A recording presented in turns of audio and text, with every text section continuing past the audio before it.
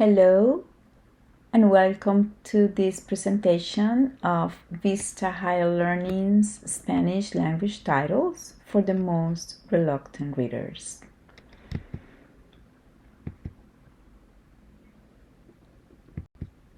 This presentation will showcase a selection from the 2025 new releases, and in the resources deck you will also include a list of hundreds of titles from the backlist that are also available for reluctant and struggling readers. We're going to start with titles for elementary school. This is a collection of proverbs for young readers. En boca cerrada no entran moscas, refranero para niños sabios, which translates Silence is Golden, a collection of proverbs for wise kids. Proverbs happen to be a mandated text type in the Common Core standards for grades 4 and 5. I'm quoting from the standards. Students recognize and explain the meaning of common idioms, adages, and proverbs, end quote. And we wanted to make it as fun and attractive as possible. So we enlisted one of our greatest illustrators for humorous content, the Argentinian Hector Borlasca, and we came up with a simple structure that would help students memorize, recognize, and understand the meaning of each proverb. The prologue explains what proverbs are and why they're important, linguistically and culturally. And we also provide a section for teachers and parents at the end, offering activity ideas and tips to get children interested in using proverbs in their daily lives. It's important to note also that even though proverbs are not a mandated text type in other grades, proverbs are also useful because they use metaphor. They're great examples of metaphor, and this is something that it's studied and students need to learn in every single grade and review and revisit in every grade in their language arts class. I'm going to show you some sample spreads from the book. The structure, as I said before, is very simple. We present the proverb at the top, and then a brief explanation of the meaning of the proverb at the bottom. And then the main star of the page is a humorous illustration explaining or showing the proverb. This one, for example, de tal palo tal astilla, literally means like stick, like chips, and it's something like father, like son. This one, no hagas leña del árbol caído. When the tree is falling, don't go with your hatchet. This one, cuando el gato no está en casa, los ratones hacen fiesta, is one of my favorite. When the cat's away, the mice will play. Del dicho al hecho hay mucho trecho. There is a long way from word to deed. Camarón que se duerme se lo lleva la corriente. The shrimp that falls asleep is carried away by the current.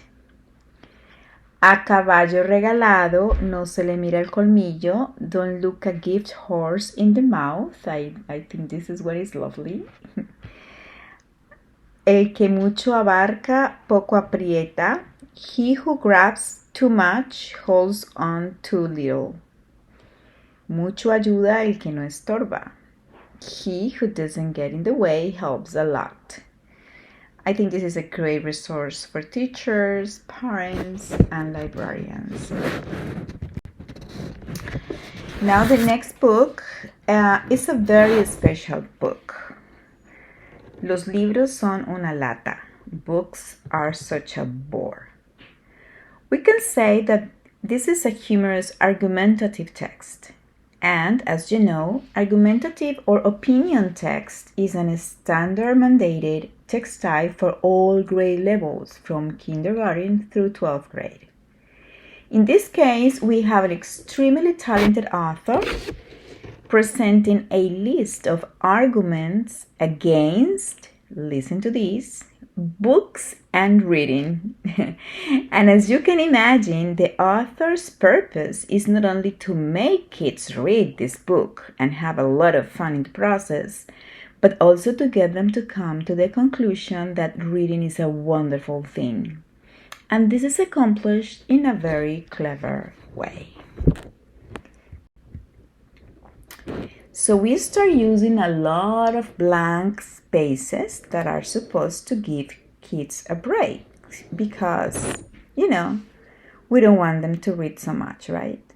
But as we move to the pages and the author gives all sorts of reasons to hate books and then all kinds of hilarious ideas to get rid of all the books that exist in the world, the pages have more and more text and the readers are hopefully more and more engaged and keep on reading.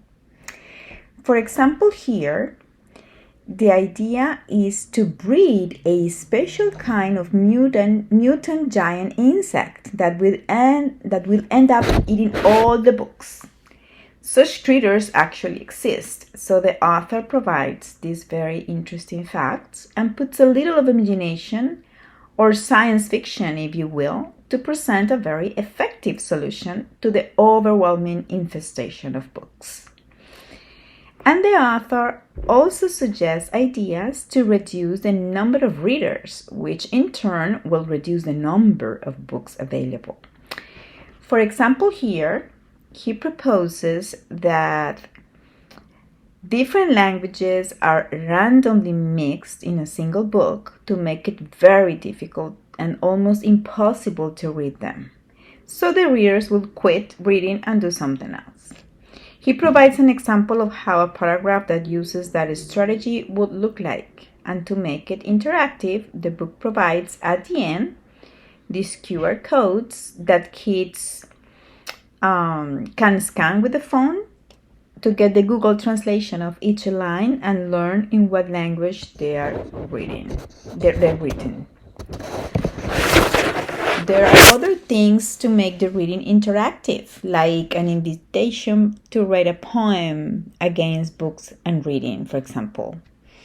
And here, the idea is to invent a machine to travel back in time to 1420 to stop Johannes Gutenberg from inventing the printing press. How?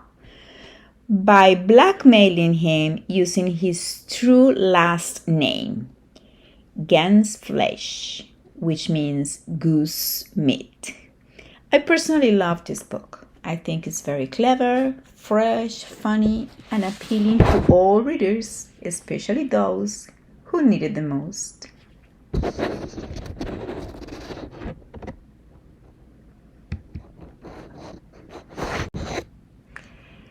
Andres P. Andreu, the author, is a Cuban-American author of children's books, and he has received several recognitions that you can see here in the box on the right-hand side. And we included this quote by none other than Alma Florada about Andres and his works. She says, Andres is one of the most talented children's authors in Spanish. He writes with great sensitivity on important topics in a unique, tender, and insightful style with a delicate sense of humor. So this is really a star author. And Vista has other titles by Andres P. in the back list. This is a chart showing the titles. You may recognize some of them, and the ones that have the E icon are the ones that are available in Overdrive. La Abeja de Más is only available in print at this moment. And I like to call your attention to this series, which is an opinion text series. Yo opino, my opinion is. It was recently released and is also, very clever. And we highly recommend you to take a look at it because, again, opinion text is a mandated text type in all grades, and we here created one mentor text of opinion or argumentative text for every single grade from K to 5. Okay, we're now going to talk about the titles that we have for middle and high school, because that's probably where you find, the highest number of reluctant readers in a school, right? So we have something for them. This is a new series, Archivos Históricos, History Files. And I just love this series. These little novels are so well written, and I believe this is a great series for readers of any age because you can learn a lot about American history by reading fictional stories that are engaging, exciting, and entertaining.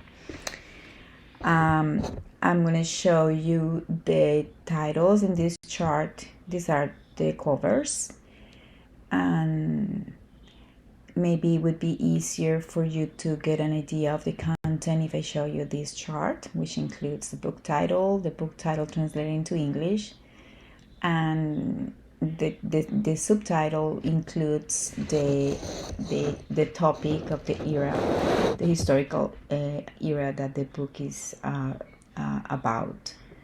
Vietnam War, Roaring Twenties, Great Depression, Industrial Revolution, Westward Expansion, Colonization, Revolutionary War, Trail of Tears, Civil War, and Civil Rights. And here are some sample spreads. This series has a wonderful back matter, and teachers love back matters because there is a lot of work there and additional information and ways to expand the knowledge and the study of the topic. This is a sample of the inside pages, and in this case, for example, the back matter all of them have informative historical background, an author bio and interview, online resources in both English and Spanish, and a writing prompt.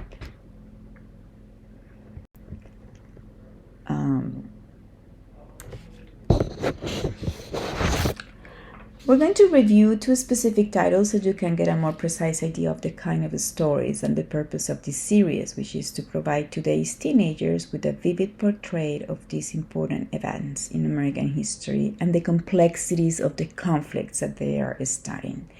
This one is Divididos por la Guerra, about the Vietnam War. The title in English is War Torn. These titles are available in English, by the way.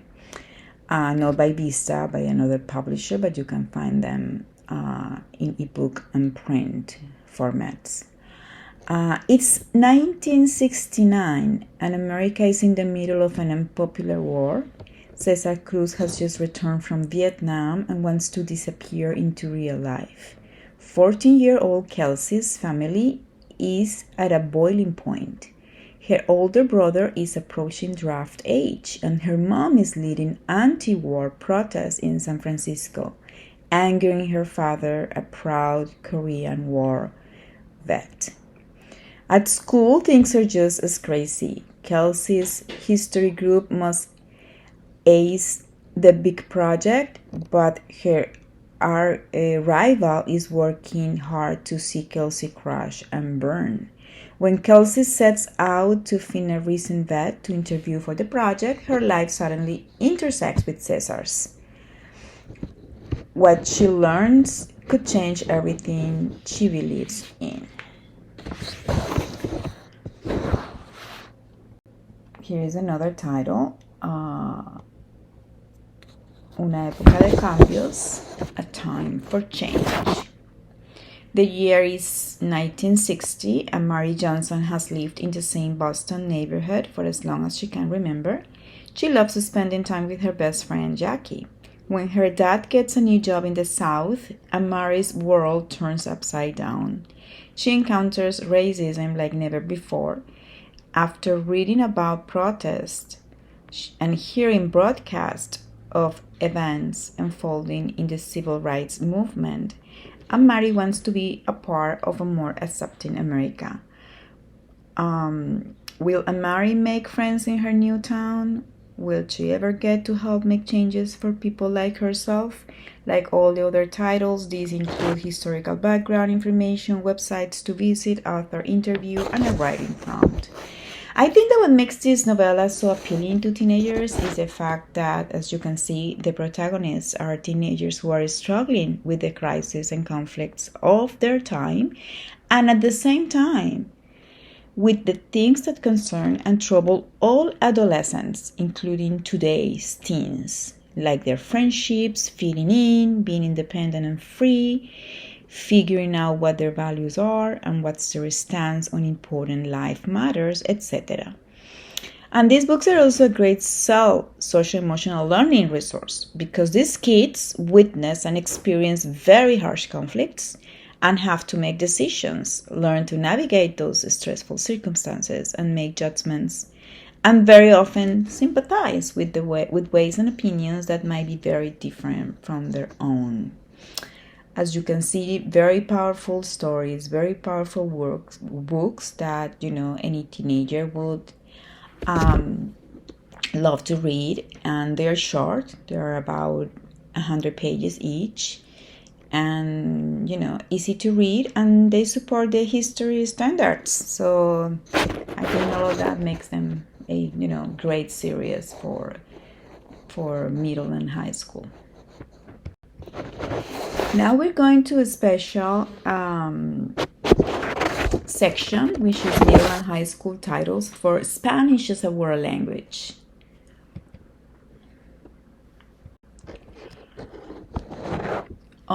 This is a new series, Lecturas Fáciles, Easy Readings, and these are created with comprehensible input methodologies. Comprehensible input content only uses what students can understand. This means that these stories only include the vocabulary and grammar that have been taught by the level for which each reader is designed. We also use lots of cognates, as you know, words that have similar spelling and the same meaning in different languages, in this case, English and Spanish. Cognates help develop meaningful stories since the vocabulary is very limited, especially in the lower levels. Because even though these are highly controlled tests, we wanted to create engaging, meaningful, and entertaining stories. We wanted students to feel that they can read in Spanish, that they can handle a whole book, even if they have only studied Spanish for just a semester or a year. And following the CI methodology, about 15 to 20% of the unique word count in each story is what is called +1 vocabulary, which are words whose meaning can be inferred by using the context, because they not only need to use the vocabulary they know, but it's great that they learn new vocabulary as they are exposed to these reading experiences. I'm going to show you, we have 3 levels for Spanish 1, Spanish 2, and Spanish 3. We don't have readers for Spanish 4 because, typically when you are in the level 4, you can read virtually any material written for native speakers. Perhaps, with the help of a dictionary, but it could be pretty easy to digest if you are adult. These are some of the covers. These are the covers of the 6 readers. We have the 3 levels here. As you can see, the stories are cultural relevant and engaging. The characters are American teenagers who are studying Spanish and for different reasons travel to Spanish-speaking countries or have a magical experience with some element of the Hispanic culture. In the first book of level 1, for example, it's a fantasy adventure at the Museum of Anthropology in Mexico City. The number 2, it's 3 friends doing El Camino de Santiago in Spain. In level 2, the first book is about a trip to Guatemala and El Salvador, where Antoine de Saint-Exupéry found inspiration for The Little Prince. So it's interesting that it makes a connection with French literature as well. And number 4 here is Escape Room about Velázquez's Las Meninas. How neat. And this level 3, the first book, it's about an old photograph that magically travels through different Latin American countries and ends up in El Rastro, a flea market in Madrid. And book number 5, a high school student who hates reading El Quijote in Spanish class, but then finds in the novel answers to questions he had about his future and his life's mission. As you can see, these stories are fun, engaging, easy to read.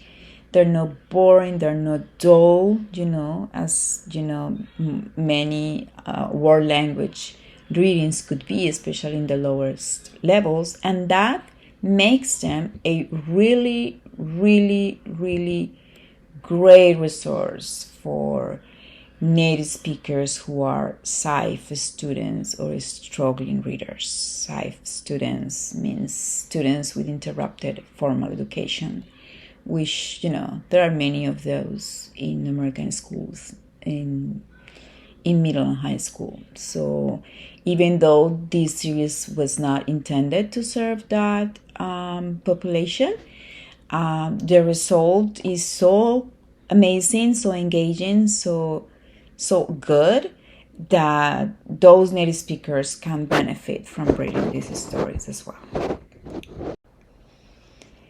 These are some samples of the spreads of the books in the series. As you can see, the illustrations are very attractive, special for the target audience. And all the books have activities for pre-reading, during reading, and post-reading, and also audio. And this box shows the content of book level 1, book 1, so the very first one. As you can see, very basic vocabulary and grammar for foreign language, present tense of regular verbs, present tense of very common irregular verbs, dates, hour, time, numbers, colors, personal pronouns, adverbs, states and sensations, family, description of people, clothing, shopping, weather and seasons, and activities of leisure, sports, and art. Now we're going to peek into one of the stories so you can get an idea of the tone, the plots, and the purpose of the series, which is, again, to provide students with exciting experience of reading a whole book in the language they're learning, no matter their level of proficiency. So this is level 1, book 2, Una sorpresa en el camino. The translation of the title is A Surprise Along the Way. Please note that these titles are not available in English. They're not translations. So Diana and her friends are walking the famous Camino de Santiago in Spain. She's captivated by the mountains, the people, the food, the architecture, and the thrill of walking and biking for miles and miles and miles. But the biggest surprise awaits her in the more unexpected place. Mystery suspense draw readers into the journey. A rich backdrop of Spanish traditions, history, and geography provide a rich cultural experience for the reader, and a touch of magical realism make the reader's adventure even more authentic and exciting, because magical realism is something that is embedded in the Hispanic culture. The author of this, here are some spreads from the book, so you can see the same sections that we saw before, specific for this level, book 2, level level 1. And the author of this series is a Spanish expert in world languages who holds a PhD in applied linguistics and a degree in Hispanic philology. She has studied Spanish as a world language at college level for more than 30 years, and she has also authored numerous instructional materials and trained teachers in this field. I hope you have enjoyed this presentation.